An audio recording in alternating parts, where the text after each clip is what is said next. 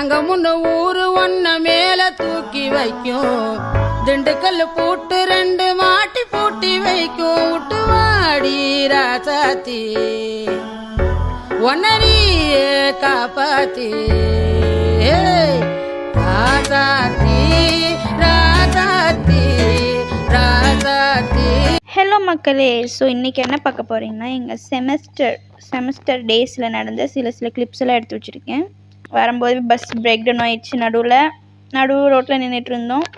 So நான் இன்றைக்கி என்ன பண்ணி வச்சுருக்கேன்னா, என் ஃப்ரெண்டோட ஹால் டிக்கெட் எடுத்து ஒழிச்சு வச்சுருக்கேன். அது அவளுக்கு தெரியாது, நான் தான் வச்சுருக்கேன்னு தெரியாது. நான் வந்து காலேஜில் வந்து ஒரு பொண்ணுகிட்ட கொடுத்துட்டு வந்துட்டேன், அன்றைக்கி நீ மிஸ் பண்ணும்போது அப்படின்னு சொல்லிட்டு நான் சொல்லி வச்சுருக்கேன். நம்பலாடான்னு பார்ப்போம். அவள் அங்கே நிற்கிறாவ. இப்போ எங்கே இருக்குன்னு சொல்லி பார்த்தீங்கன்னா, நடு ரோட்டில். ஏன்னு சொல்லி பார்த்தீங்கன்னா, bus breakdown with Nandini. ஆக்சுவலாக இந்த கேர்ளோட ஹால் டிக்கெட் எங்கே இருக்குன்னே தெரியாமல் இவங்க வந்து ஜாலியாக இருக்காங்க. நந்தினி, ஒரு ஹால் டிக்கெட் வேண்டாமா? இருக்கு. எங்கே இருக்கு? நீங்கள் தான் வச்சுருப்பீங்க. நாங்கள்லாம் எங்ககிட்ட இல்லை, நிஜமாலுமே எங்கிட்ட இல்லைப்பா. நான் வந்து பானுட்டு கொடுத்துருக்கேன். நீ தான் பொறுப்பு.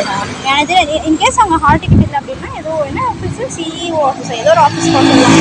அங்கே போய் வந்து இவங்க பஸ் பார்த்து போகலாம். பஸ் பார்த்துட்டு ஆக்சுவலி இந்த பஸ்ஸை காமிக்கலாம். நிறைய பஸ் ஏறி ஃபுட்போர்டெல்லாம் அடித்து காலேஜ் வந்து சேர்ந்தாச்சுங்க. அடுத்து பாருங்க. இருக்குன்னியாக்கு எங்கே இருக்கோங்க hall ticket? Madam, hall ticket எங்கேன்னு மட்டும் சொல்லுங்க. கேட்டேன் நானும் என் ஹால் டிக்கெட் உங்ககிட்டயா இருக்கு. ஆமாம் நந்தினி, எங்கிட்ட தான் இருக்குது. ஏன் ஹால் டிக்கெட் என்கிட்ட இருக்குல்ல? புக்கில் நந்தினி ஹால் டிக்கெட் தான் பாரு. அவன் எங்கிட்ட போட்டு இவகிட்ட வந்து கேட்டுட்டு இருக்காடி. அவ தேடுறாடி, அவ புக்கு அவ இல்லை. ஹால் டிக்கெட் இருக்கான்னு பாரு. உன்னோடதான் இருக்குடா மலை.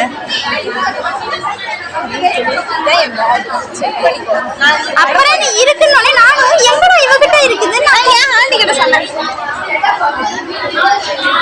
என்கிட்ட எல்லாம் வந்து இல்லை, ஃபைலில் தான் வச்சேன். எனக்கு தெரியாது. உன் ஃபைலில் அவ என்கிட்ட போட்டு ஃபைலில் வச்சேன் போய் கூட்டிட்டு எக்ஸாம் முடியல. இப்போ சிஇஓ ஆஃபீஸ் போயிட்டு வா. பிளான் பண்றீங்களா? எக்காடோன்னா என்னடா?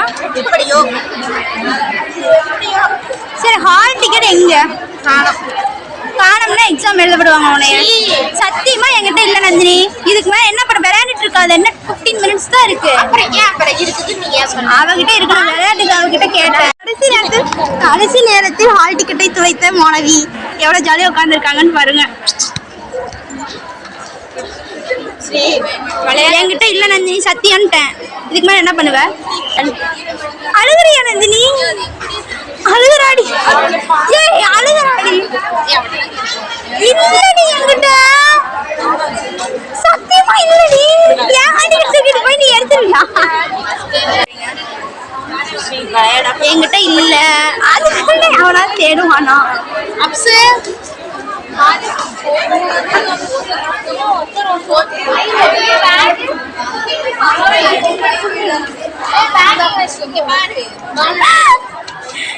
என் ஃப்ரெண்டு எப்படியோ ஹால் டிக்கெட்டு கண்டுபிடிச்சி எக்ஸாம் எழுத போயிட்டாங்க.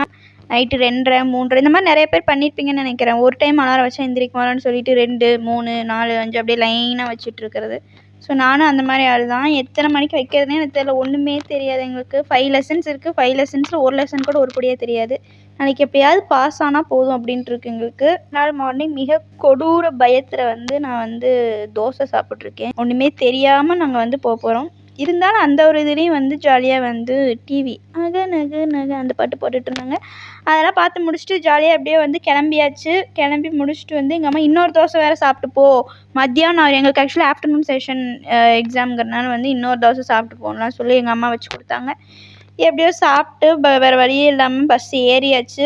எனக்கு வந்து போகிறதுக்கே ஆக்சுவலாக ரொம்ப பயம், ஏன்னா எதுவும் தெரியாதனால. ஸோ அங்கேயும் போய் ஒரு பாட்டி பக்கத்தில் வந்து நான் செட்டில் ஆகிட்டேன். அவங்க வந்து நிறைய அட்வைஸ் எல்லாம் கொடுத்துட்டு இருந்தாங்க. இப்படி படிக்கணும், நல்லபடியாக படிக்கணும், அப்படி படிக்கணும் அப்படின்னு சொல்லி இந்த பாட்டி தான் அவங்க. ஸோ அவங்க வந்து நிறைய அட்வைஸ் கொடுத்துட்டு இருந்தாங்க. அதெல்லாம் கேட்டுகிட்டே உட்காந்துருந்தேன் நான். அவங்க கூட அப்படியே பேசிட்டு என்னென்ன படிக்கிறீங்க, அவங்களோட பேரன் பேத்திங்களை பற்றிலாம் எங்ககிட்ட சொல்லிகிட்டு இருந்தாங்க. நல்லபடியாக படித்து அப்பா அம்மாவெல்லாம் பார்த்துக்கணும் அப்படிலாம் சொன்னாங்க.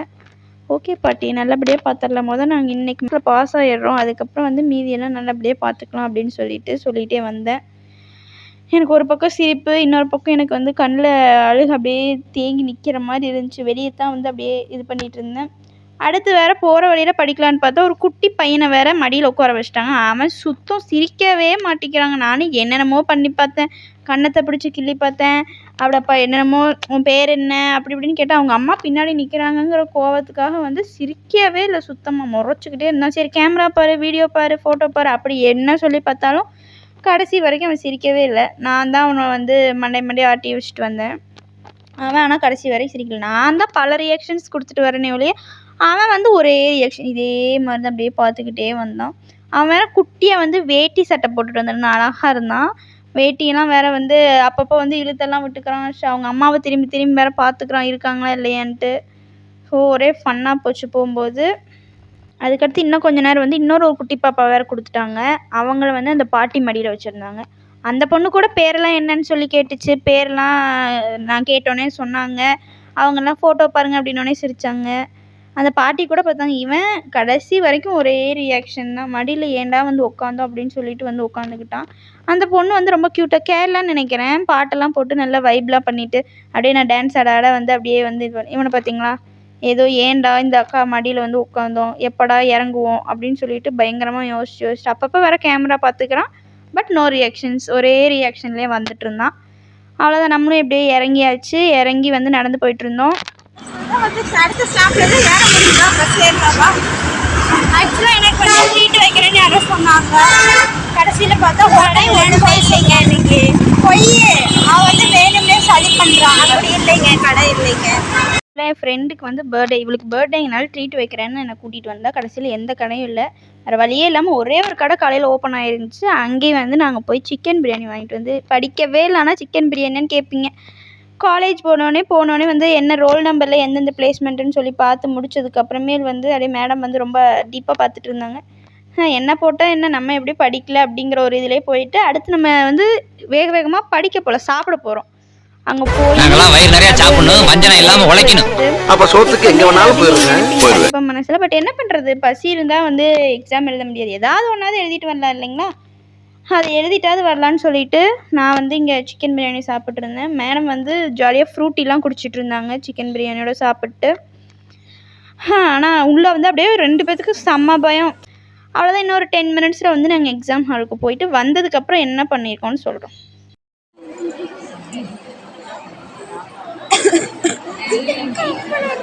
இப்போ சிரிவாங்க. So the last minutes of our death point. படிக்க போறோம். 100க்கு 108 மார்க் எடுக்கணும். என்ன நடக்க போகுதுன்னு தெரியல. வந்து அழுகாம பார்த்தா சரி உங்க எல்லாத்தையும். இப்போ வந்து நாங்க எக்ஸாம் வந்து முடிச்சு நந்தினி வந்து சென்டம் அடிச்சிட்டாங்க அப்படிங்கிற ஒரு புதுக்களத்துல இருக்காங்க. எனக்கு உன்னை பார்த்தாலும் சிரிப்பு வருது. அதுக்கு முன்னாடி எல்லாம் நான் வந்து என்ன பண்றேன்னு தெரியாத நீ வர்றப்போ தலையில கை வச்சுட்டு பார்த்துருப்பேன்னு நினைக்கிறேன். யாரு? நானா? நான் தான். ஆமா, நான் என்ன ஃபர்ஸ்ட் முடிக்க சொல்லிட்டு மேடம் வந்து எழுதுறாங்க பக்கமா எழுதி. ஸோ அவ்வளோதாங்க, இப்படித்தான் எங்களோட செமஸ்டர் டேஸ் போச்சு. நிறையா டேஸ் கவர் பண்ணல. இது வந்து லாஸ்ட் டே மட்டும் மேக்ஸ் அப்போ கொஞ்சம் ஃப்ரீயாக போனோம். ஆஃப்டர்நூன் செஷன்னால இவ்வளோ வீடியோலாம் எடுத்துகிட்டு போனோம். ஸோ தேங்க்யூ ஃபார் வாட்சிங். Subscribe, share, tata.